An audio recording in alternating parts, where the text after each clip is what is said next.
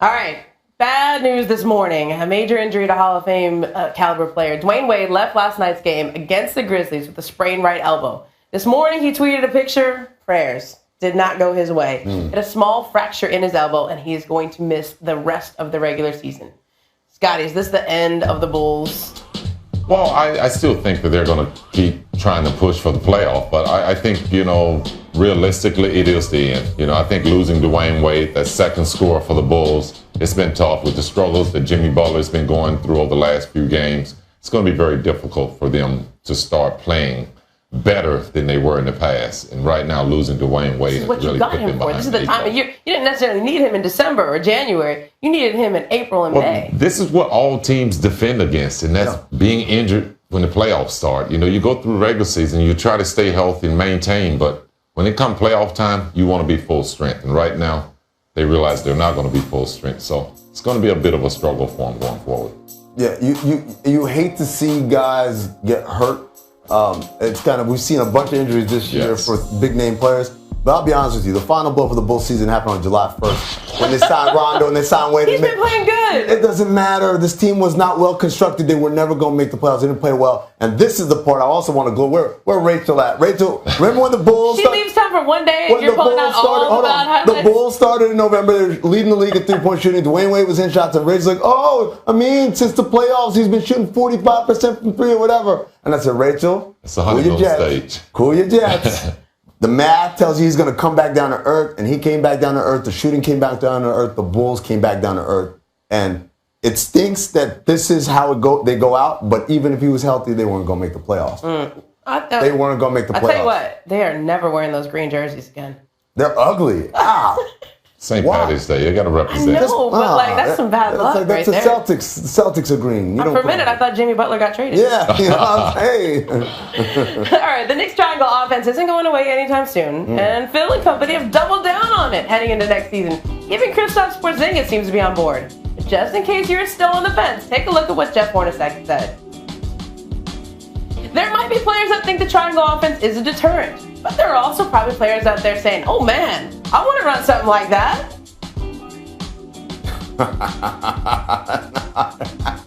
Come on.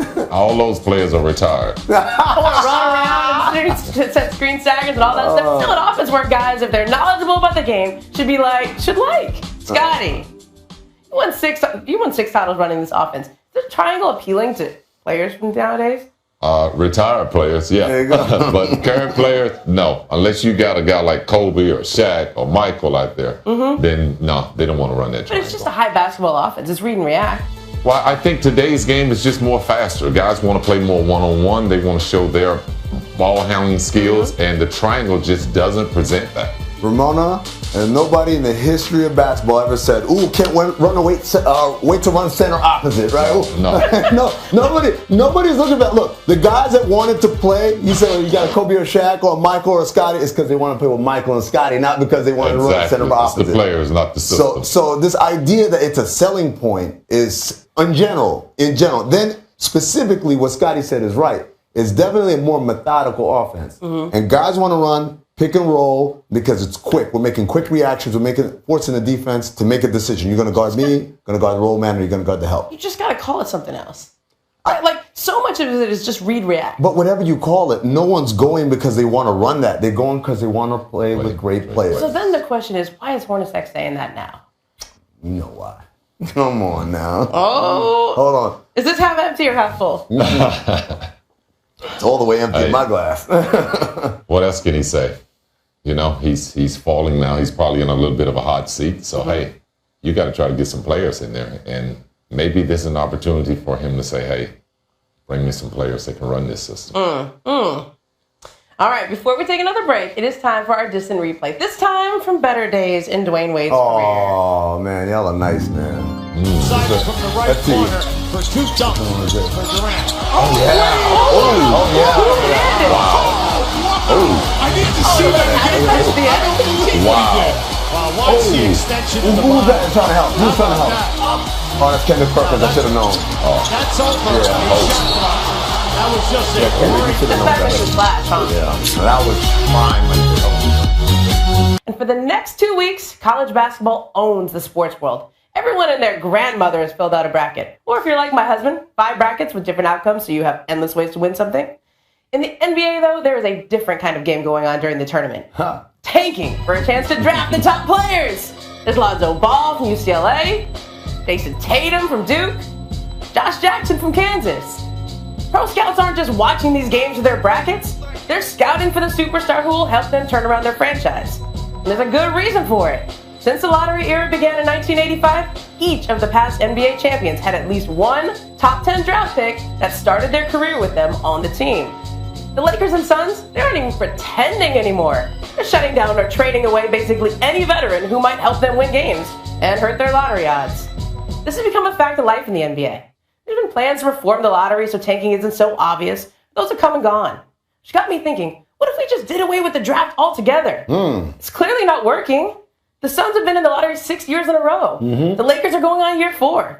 So what if NBA recruiting was more like college recruiting? Players chose a team based on the best fit, the history, or the chance they'd have to play. You'd have to regulate it a little bit to avoid the 12 best players all wanting to play for the Warriors. Give every team a budget to sign players. So if you want one of the best players, most likely use up all of your budget. Or if a team wants to be mid-major style like Butler, take 20 players with its budget, then develop them in the D League, and maybe one of them turns out to be great. The incentive to tank is now gone, and the incentive to build great, healthy franchises is back. There would have to be years of study and meetings before the league would ever make these changes, I know. But instead of reforming the lottery, maybe it's time to start thinking differently about the draft altogether. I mean, Scottie, if I lost my mind, do I need to go paint my face purple? No. What do you think? I think you're right on track. The only reason I say that is because I wrote the same thing a couple of years ago. Yes, I did. Look, here's the deal. The biggest thing about tanking is it allows bad franchises and bad general managers to say, oh, I meant to do that. You got teams that thought they were going to be good, said we're going to make a playoff push, we're here to win. Midway through the season, it's not working out because the decisions they made more often than not were bad. And so say, oh, no, we meant to be bad because we knew Lonzo Ball was going to be in this draft. You use that system. Now the players get to pick where they go. Now you have to convince players. Why should I come here? Are you guys going to take care of my career? Am I going to be a star here? Are we going to win games? It forces teams to have What was your system?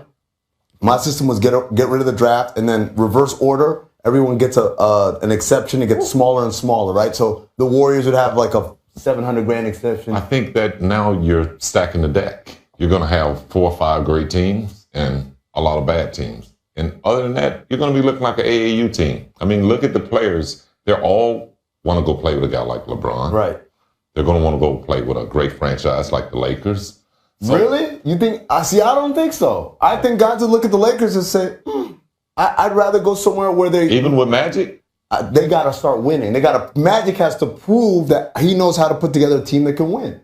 Because I think we got to give him a chance. Sure, but I'm saying if I'm a player coming out of the draft and I have options, why would I pick the Lakers? Other than it's in LA. The rest of America works this way. The rest of America, where you build a good organization and good people want to come work for you. Right. That's how the rest of America works. Not in the NBA. All right, let's head out to Salt Lake City, where our fearless leader, Rachel Nichols, standing by with fellow Northwestern alum Michael Wilbon. Hey, I see hats. I don't see football place paint. What's going on?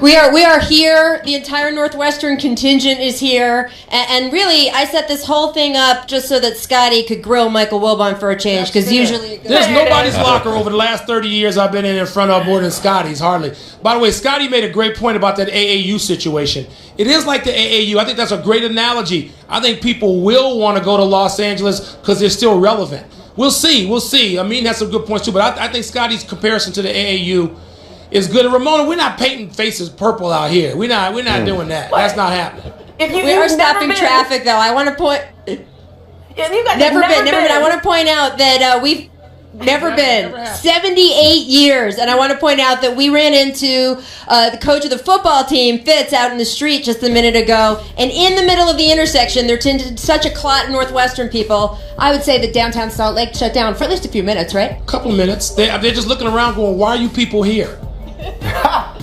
We know. So you guys host national television I will shows say every in the day, most right? You host national television shows exactly. I every will day. say in the most Northwestern thing. The most Northwestern thing ever, a few of our players actually took final exams this morning because Northwestern's on the quarter system. While they're at breakfast, they're running a study. So still an academic school, but I think today we're going to be an athletic powerhouse. Rachel did that. I never did that. Took exams. Took exams, but not during March Madness, man. I had to put that aside. Take an incomplete, come back and do it after spring break. All right, so Scottie, what's your big question for Michael Wilbon and how he's going to act during this game? I just want to know how the kid Scottie is going to play for Northwestern. Oh, that's right. You know what, and Scottie, I know you've been keeping up with him, and you know what? As he goes, the team sort of goes. He's sort of a shyer personality, maybe like a young version of you. And he's got some of those skills. He's a wing player. He's long. He can play defense, especially on the top of a zone if they go to it. I think Scottie and you know, I mean, all the players, we need a lot of people to have good games. But I think that Scottie Lindsey, if he can hit a couple of threes early and get himself relaxed and be assertive, I think that goes a long way to telling us how we're going to play. Do you guys remember the shots of Doug Collins during the last game where he was just sort of going like this and like this and like that? I want to know if we're going to get those from Wilbon today, or just the screaming shots, or what's going to happen. I don't like to sit in view of people who can watch what I'm doing. That's not good. I promised I'm going to behave. I promised my 8-year-old son that I'm going to behave and not be caught on camera doing anything vile. But, you know, promises are made to be broken. Guys, I already talked to the guys at Turner. We're going to have a lot of reaction shots of you guys going, like when you start losing. So get ready. Practice those faces now.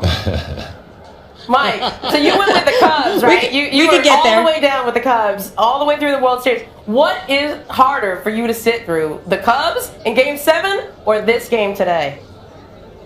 Well, I haven't sat through this one yet. But I would say, look, this is like for me, and Scottie will identify with this. This is like me sitting through those Pistons-Bulls games before the breakthrough. So in 1988, 1989, 1990, when the Bulls were playing the Pistons, and I was as nervous about those games as I was the Cubs in the World Series, the playoffs, as I am about Northwestern. I've been a Cub and Bulls fan longer, but this means more to me. I paid tuition. My parents did. No student loans, no scholarships. So I paid my way into this club. So I guess maybe Northwestern. I'm going to be pretty crazy later. And I can vouch he's given a lot of money since then. In fact, I believe he bought out an entire section of the bowl here today. So when you see people, they are here courtesy of Michael Wilbon. You better give me some money back. All right, guys. Thanks for taking time away from your pre-gaming. You're clear. You can go drink, paint your faces, whatever you're going to do.